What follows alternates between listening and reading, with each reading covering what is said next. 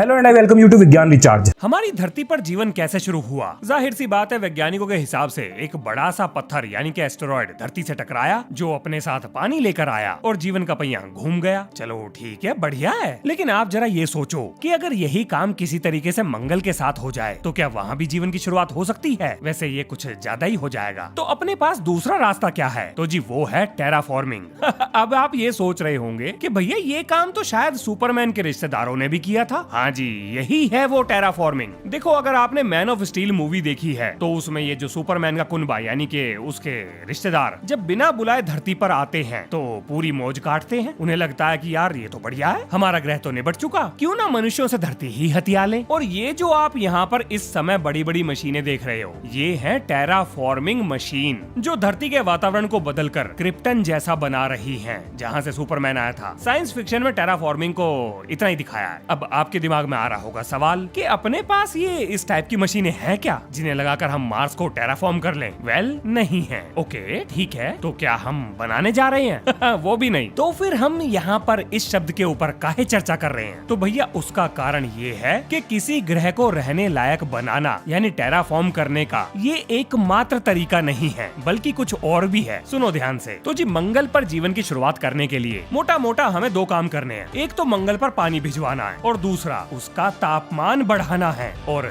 इससे क्या होगा भाई साहब? बस आप तापमान बढ़वा दो, उसके बाद बिना इंसान को मंगल पर भेजे वहाँ पेड़ भी लगेंगे, ऑक्सीजन भी बनेगी, और अगर सब कुछ ठीक रहा तो प्लॉट भी कटेंगे। और ये सारे काम इस वीडियो में होंगे। हमारी धरती पर गर्मी बढ़ने का कारण है ग्लोबल वार्मिंग। अब अगर हम किसी तरीके से ये तापमान की भट्टी मंगल ग्रह पर भी चालू कर दें तो रहने लायक वातावरण बन जाएगा। और टेराफॉर्मिंग का सबसे पहला कदम है मंगल का तापमान बढ़ाना। और ऐसा हम क्यों कर रहे हैं और करेंगे कैसे? आइए अब जरा इस पर बात करते हैं। चलिए बात करते हैं। तो जी ये है डॉक्टर जुबरिन। अब ये कौन है भाई साहब? ये आदमी बहुत खास है। इनके पास एरोनॉटिक्स, एस्ट्रोनॉटिक्स और न्यूक्लियर इंजीनियरिंग में पीएचडी के साथ साथ लॉकहीड मार्टिन और नासा के प्रोपल्शन सिस्टम डिजाइन करने का लंबा चौड़ा अनुभव है। अब देखो, इनकी तारीफों का टावर तो हमने खड़ा कर दिया। अब जरा जान लेते हैं कि इन्होंने ऐसा खास क्या किया। तो देखिए, नासा में काम करने के दौरान इन्हें जो जानकारी पता लगी उसके हिसाब से अगर हम मंगल की सतह को किसी तरीके से गर्म कर दें तो जो कार्बन डाइऑक्साइड मंगल की सतह ने सोख रखी है वो गर्म होके बाहर निकल आएगी। अब कार्बन डाइऑक्साइड से अपना क्या लेना देना? मतलब आपके दिमाग में ये सवाल आएगा कि भैया आपको नहीं लगता कि मतलब इस प्लान में कुछ गड़बड़ है? मतलब जीवन के लिए तो हमें ऑक्सीजन की जरूरत है, हम कार्बन डाइऑक्साइड का क्या करेंगे? तो जी मंगल पर जीवन की शुरुआत इसी कार्बन डाइऑक्साइड से होगी। और कैसे होगी ये हमें वीडियो में आगे पता चल जाएगा। फिलहाल के लिए डॉक्टर जुबरिन की बातों पर विश्वास कर लो। और कोई ऑप्शन है भी नहीं। लेकिन अगर हम मार्स का बायोडाटा देखें तो भाई साहब 6779 किलोमीटर के आसपास इसका डायामीटर है। 6.4 इंटू 10 की पावर 24 किलोग्राम इसका वजन है। मतलब गर्म करने के लिए कुछ ज्यादा ही छोटा और हल्का सामान नहीं है ये। भाई साहब हमें पतीला गर्म नहीं करना है, प्लेनेट को गर्म करने की बात हो रही है। अब देखो, ये प्लान सुनकर आपके मन में एक विचार आ रहा होगा, मजाक है ये? मजाक है ये?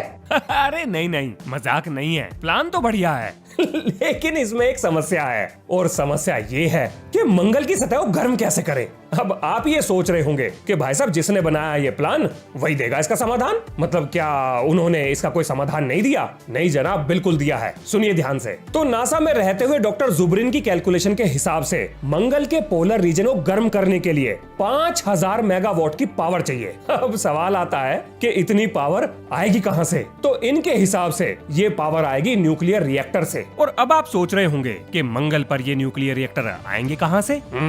भाई साहब इसका जवाब इन्होंने नहीं दिया।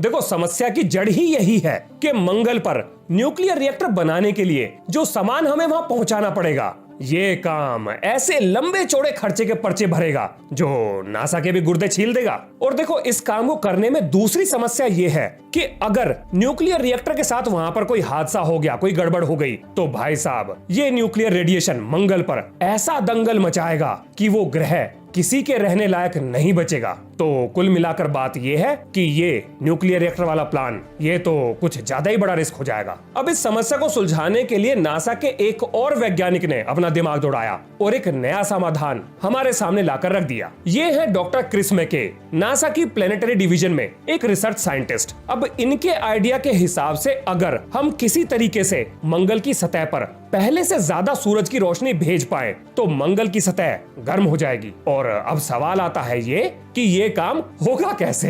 तो जी इसके जवाब में इन्होंने ये कहा कि हम मार्स के चारों तरफ बहुत बड़े बड़े रिफ्लेक्टर बनाने वाले हैं जो ज्यादा से ज्यादा सूरज की रोशनी को मंगल की सतह पर भेजेंगे, जिससे मंगल का तापमान बढ़ जाएगा। आज के समय जो स्पेस मिरर नाम से टेक्नोलॉजी है वो इसी का अपग्रेडेड वर्जन है। हाँ, वो बात सही है कि यह हाइपोथेटिकल है, लेकिन नासा लगातार इस चीज के ऊपर काम कर रहा है। चलो ठीक है, मतलब रिफ्लेक्टर बनाने के लिए हम किस मटेरियल का इस्तेमाल करेंगे? तो जनाब वो है माइलार। अब सवाल आता है कि हमने इसी मटेरियल को क्यों चुना? तो जी उसका पहला कारण ये है कि ये हमारे बाल से 10 गुना पतला है, दूसरा मजबूत है, तीसरा ये एक जबरदस्त रिफ्लेक्टर है, और चौथा सबसे जरूरी, नासा माइलार को स्पेस में टेस्ट कर चुका है। तो बस हो गया, इसे ले जाओ, रिफ्लेक्टर बनाओ, मंगल को गर्म करो और कॉलोनी काट लो। तो जी कैसा लगा आपको इनका प्लान?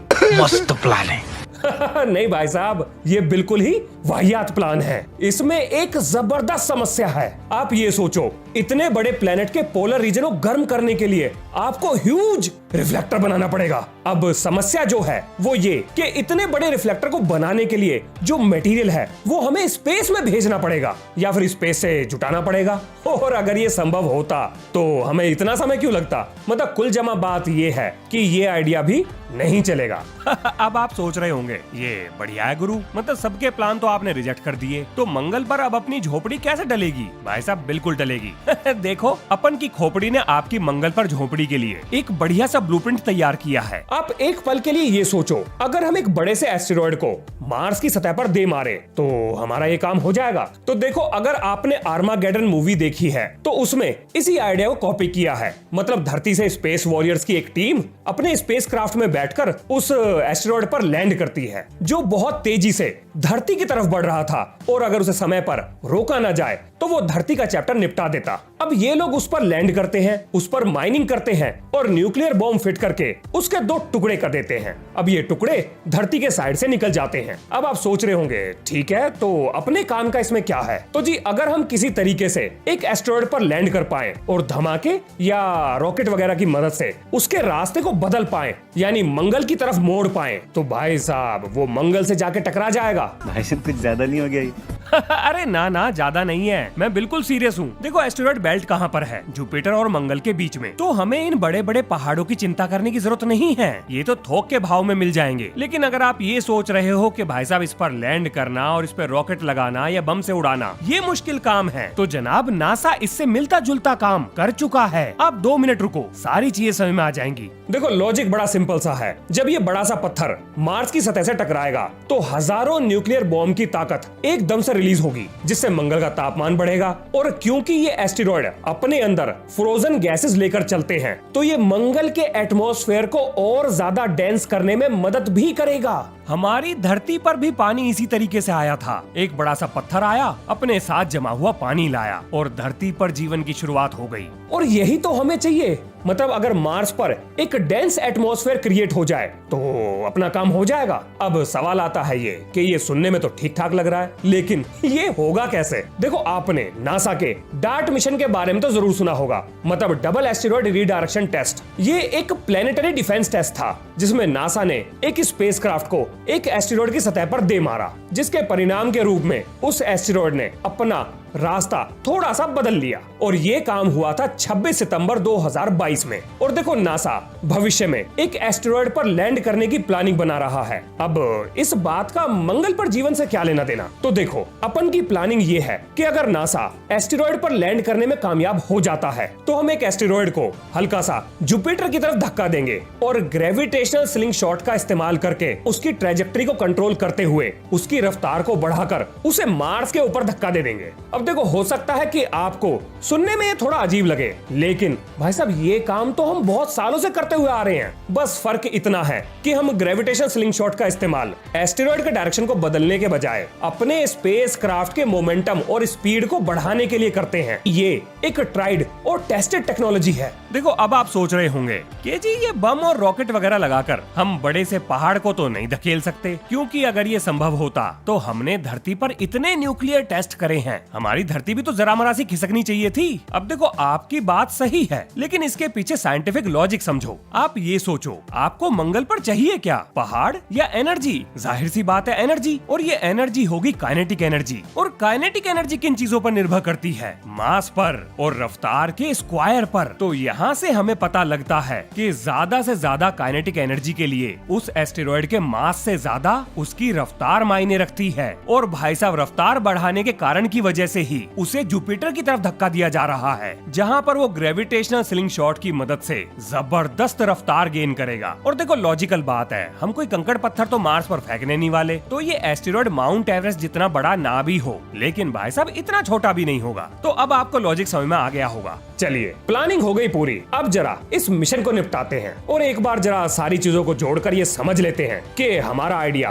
काम कैसे करेगा। देखो, सबसे पहले तो हम टेलीस्कोप की मदद से स्पेस में ताक झांक करके एक हष्ट-पुष्ट, तंदुरुस्त, हट्टा कट्टा एक बढ़िया सा एस्टेरॉयड ढूंढेंगे जिसके पास बर्फ, पानी या फ्रोजन गैसेस या ये सारी चीजें मौजूद होंगी। अब इसके बाद एक ग्राउंड स्टेशन इस एस्टेरॉयड पर तंबू लगाने के लिए एक स्पेस मिशन भेजेगा। अब वो लोग जाएंगे, गड्ढा वड्ढा खोदेंगे, बम वगैरह फिट करेंगे या रॉकेट वगैरह फिट करेंगे, जो भी उन्हें आसान पड़ेगा, अपना काम वो निपटा लेंगे। अब अगर उन्होंने बम लगाया है तो उसे फोड़कर, या अगर उन्होंने रॉकेट लगाए हैं तो उन्हें चलाकर स्पेस में घूमते हुए इस पहाड़ को जुपिटर की तरफ मोड़ेंगे। और देखो जी, अगर ऐसे हमारे हाथ 10-12 चढ़ गए तो उन सबको हम मार्स की सतह पर दे मारेंगे। अब इनकी वजह से होगा बहुत बड़ा धमाका, जिससे बढ़ेगा मार्स का तापमान और मार्स की सतह ने जो कार्बन डाइऑक्साइड सोख रखी है वो बाहर आ जाएगी, जिससे ग्रीन हाउस इफेक्ट होगा जो मार्स के तापमान को और बढ़ाएगा। और इस बढ़े हुए तापमान में जो मार्स पर जमी हुई बर्फ है, पानी है, वो बाहर आ जाएगा। फिर वो गर्म होगा, भाप बनेगा, बादल बनेंगे, वो बादल बरसेंगे, वाटर साइकिल कंप्लीट होगा। उसके बाद हम जेनेटिकली मॉडिफाइड बीज धरती से मार्स की सतह पर भेजेंगे, जो वहां की जमीन और वातावरण के हिसाब से एडजस्ट करके ऑक्सीजन बनाने का काम शुरू करेंगे। और इसके बाद जाकर हम भेजेंगे धरती से एक पलटन, जो वहां पर जाएगी, जायजा वगैरह लेगी और रहने के लिए घर वगैरह बनाएगी। और जाहिर सी बात है, क्योंकि वहां पर पानी है तो आने जाने की चिंता भी खत्म हो जाएगी, क्योंकि पानी से हम रॉकेट फ्यूल बना लेंगे, यानी कि एक 2 वे ट्रांसपोर्ट शुरू हो जाएगा। चलो, आपको एक और कमाल की बात बताता हूँ। हमारे लिए प्रकृति की बिगड़ती हुई हालत अकेली परेशानी नहीं है। रिसेंटली मैं एक आर्टिकल पढ़ रहा था जिसमें यह लिखा था कि आने वाले 4-5 साल के अंदर ही आर्टिफिशियल इंटेलिजेंस सिंगुलैरिटी को हासिल कर लेगा। अब ये सिंगुलैरिटी क्या चीज है? तो जी, आर्टिफिशियल इंटेलिजेंस की दुनिया में सिंगुलैरिटी का अर्थ है कि जब एक मशीन ह्यूमन इंटेलिजेंस को बाईपास कर जाए, उससे आगे निकल जाए। इसे हम लेवल 4 की आर्टिफिशियल इंटेलिजेंस कहते हैं और अभी हम लेवल 2 पर हैं। When do computers become as smart as us? Well, we think that maybe a human brain is worth about 10 quadrillion operations per second. So sometime in that 2040 to 2050 range, we'd expect to see parity. और अगर ऐसा हो गया तो भाई साहब, मशीनों के पास अपना भला और बुरा सोचने की क्षमता विकसित हो जाएगी। और जब ऐसा होगा तो मतलब, ये मेरे पर्सनल विचार हैं, मुझे नहीं लगता कि मशीनें हमारे साथ को एग्जिस्ट, यानी कि हमारे साथ मिलकर हमें यानी मनुष्यों को बचाने की प्लानिंग करेंगी, बल्कि वो तो ये सोचेंगी कि सारे कलेश का कारण मनुष्य ही है। ये थकता भी है, बीमार भी पड़ता है, इसे छुट्टी भी चाहिए, तो क्यों ना इसे परमानेंट छुट्टी ही दे दी जाए। अब देखो, मशीनों को इंटेलिजेंट होने से हम नहीं रोक सकते, लेकिन क्या कोई ऐसा तरीका है कि सिंगुलैरिटी को हासिल होने के बाद भी हम मशीनों के साथ रह पाएं? और अगर आपको ये टॉपिक इंटरेस्टिंग लगा और आप चाहते हो कि इस पर एक डिटेल वीडियो हो जाए, तो आप कमेंट में बता दीजिएगा, मैं इस पर एक वीडियो बना दूंगा। तो ये है इस वीडियो का अंत, मिलते हैं नेक्स्ट वीडियो में। जय हिंद, जय भारत।